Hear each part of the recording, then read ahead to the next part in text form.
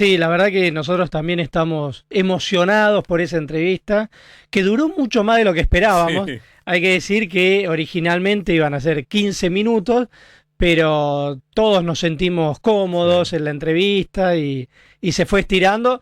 Y también por eso le pedimos disculpas al diputado José Luis Esper, porque habíamos agendado para entrevistarlo y 45 y recién lo estamos pudiendo entrevistar ahora. Ahora, ¿qué tal, José Luis Espert, diputado Avanza Libertad? ¿Cómo estás? Hola, hola, hola, ¿qué tal? Ojalá todos los problemas fueran 15 minutos de mora. Bueno, acá te saludamos Yo Gastón soy. Roelber y quien te habla Alejandro Alfie. Hola, ¿qué Y tal Gastón? ¿Qué ¿Qué tal Ale? tal, José Luis? bueno, y te hacemos la misma pregunta que le estamos haciendo a los oyentes. ¿Qué opinás del Ah, lanzamiento de precios justos? Y si considerás que es una herramienta válida para combatir la inflación. yo te diría, pero te lo digo muy en serio lo que te voy a decir, sonará chicana, pero yo creo que el que te dice que un control de precios sirve para controlar la inflación, ponerle un chaleco e internarlo directamente en un psiquiátrico, porque jamás en la vida un control de precios funcionó para bajar la inflación, pero jamás. Entonces voy a decir, ¿para qué es algo que sabe que no funciona? Es como decir, che, meto los dedos en el enchufe durante 15 minutos. ¿Y cómo va a terminar electrocutado? Es imposible no terminar electrocutado si metes los dedos en el enchufe. Esto es igual, es imposible que un control de precios funcione porque no funcionó nunca. Entonces, ¿cómo va a ser algo que nunca funcionó? Entonces, ¿qué sé yo? Entonces, yo creo que te digo la verdad, es como me da como hasta pena, ni siquiera ya me da lástima ni vergüenza, pena, lástima me da de nosotros lo chiflados que estamos, que pensamos que alguna vez un control de precios va a bajar la inflación. Mira, ayer, de hecho, este es otro tema vinculado con el control de precios, habiéndote dicho lo anterior. Ayer un economista, Martín González Rosada, publicó un gráfico donde te muestra que del total de la canasta del IPC, del índice de precios al consumidor, cuando arranca un control de precios, los precios controlados o los productos con precios controlados representan no más del 14-15% de todo el IPC. Y a los pocos meses empieza el desabastecimiento y por lo tanto los productos que están dentro de esa canasta van desapareciendo y cada vez tenés menos precios controlados. Al final, cuando ya fracasa el control de precios, no más del 3-4% de los productos del IPC están con precios controlados por el desabastecimiento. Y bueno, y no va a ser diferente esta vez, digamos, pasó siempre lo mismo. Mm.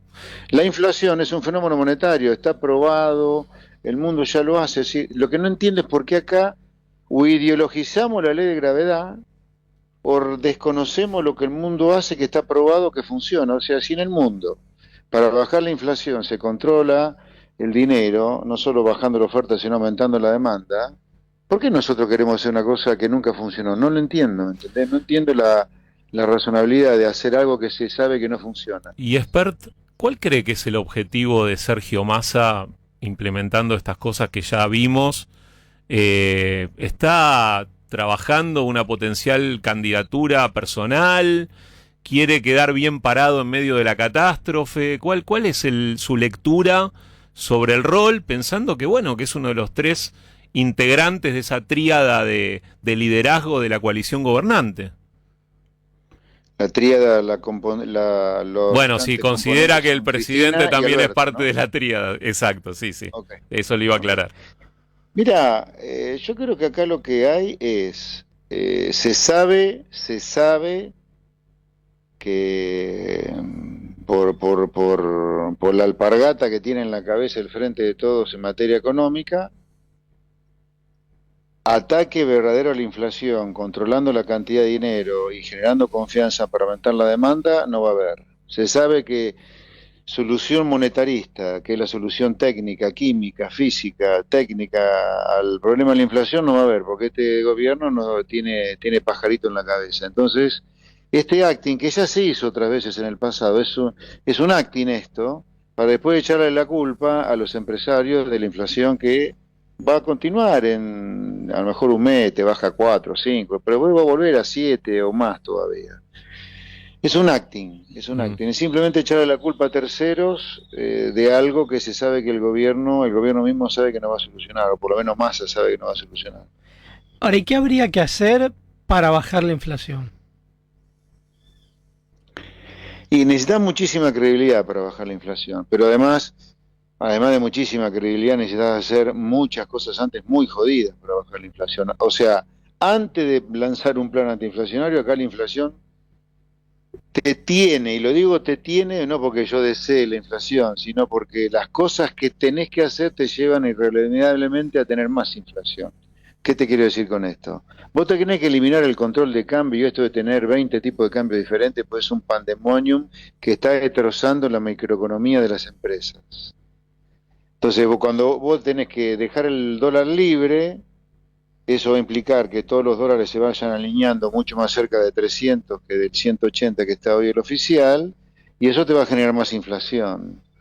Ahora, los dólares libres, para que todo no termine peor que una aceleración de la inflación nada más, tenés que ponerle alguna ancla como para que no te flote el dólar como un barrilete sin cola, que debería ser el gasto público nominal en pesos. Vos decir, yo fijo el gasto público nominal en pesos, todo el excedente de recaudación o todo el aumento de recaudación, después de pagar el gasto, lo uso para bajar el déficit, y el día de mañana, cuando tenga superávit, porque la recaudación sigue creciendo solo por la inflación, empiezo a acumular reservas de manera genuina. Eso es lo que deberías hacer. Ahora, eso te lleva a más inflación en el corto plazo. Luego viene el plan de estabilización. El plan de estabilización requiere de muchísima confiabilidad en quien lo lanza, por lo cual probablemente, digamos, la condición necesaria y no suficiente será un cambio de gobierno ya, para que diga, bueno, vamos a hacer esta reforma del Estado para que de manera estructural no tengamos más déficit fiscal, porque esto de bajar salarios reales, bajar jubilaciones,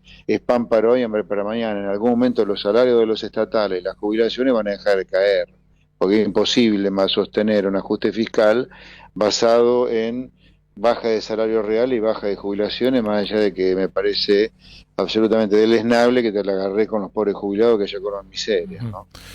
En Contacto Y Digital la está... otra es, perdón, perdón, no, y la otra, y siga, termino siga. con esto, es bajar el déficit, sí.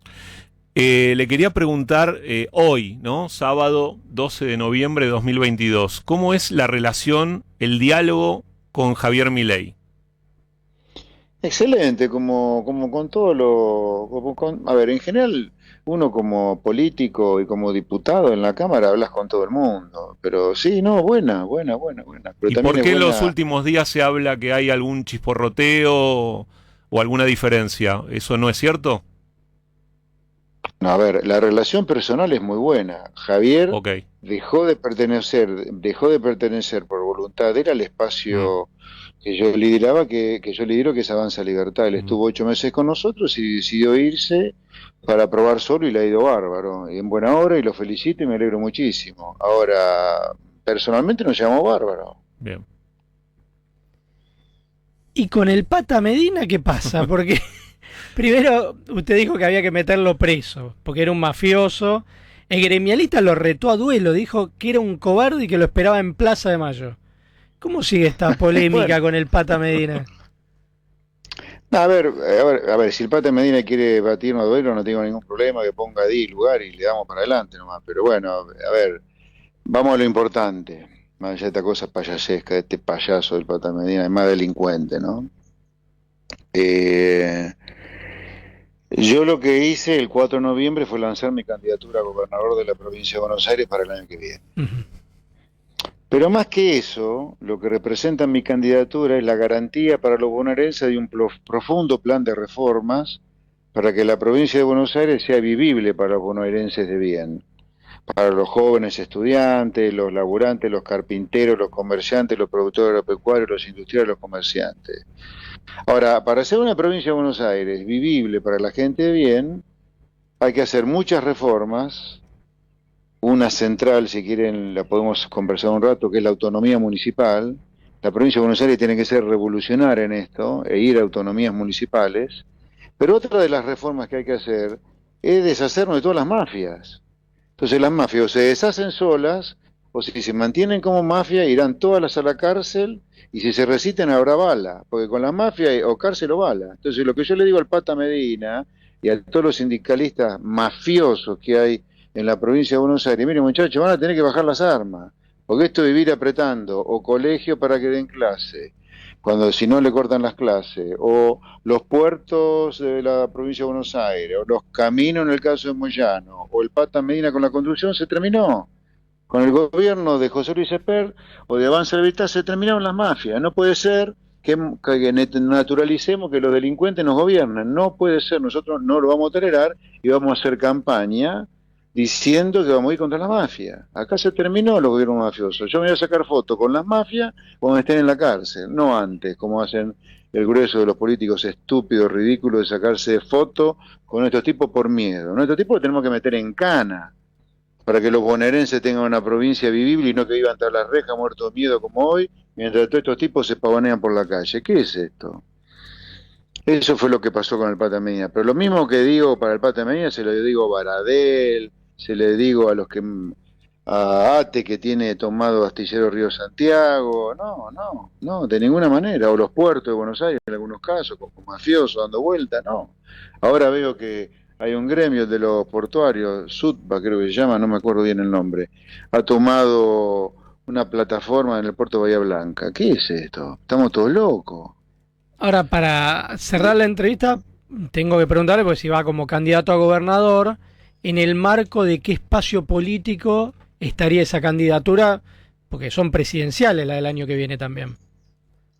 Mirá, puede ser que sea ninguno, o puede ser que sea alguno en la medida en que haya algún espacio que sea garante de la reforma que nosotros queremos hacer en la provincia de Buenos Aires. Nosotros queremos que los bonaerenses se queden con el 100% del impuesto a las ganancias, porque hoy la nación, al quedarse con una parte del impuesto a las ganancias de los bonaerenses y coparticiparlo, está violando la Constitución, artículo 75, inciso 2. El impuesto a la ganancia para todos los bonaerenses. ¿Va a haber algún presidente que banque eso o no? Nosotros queremos después que el país vaya a una apertura de la economía para desagotar el conurbano bonaerense y que deje vivir hacinado ahí 15 millones, 12 millones de personas. El interior tiene que volver a ser viable para que los formoseños, enterrianos, santiaguinos que están hacinándose en el conurbano puedan volver a sus provincias, porque sus provincias se volvieron viables. Pero para eso se necesita abrir la economía al comercio.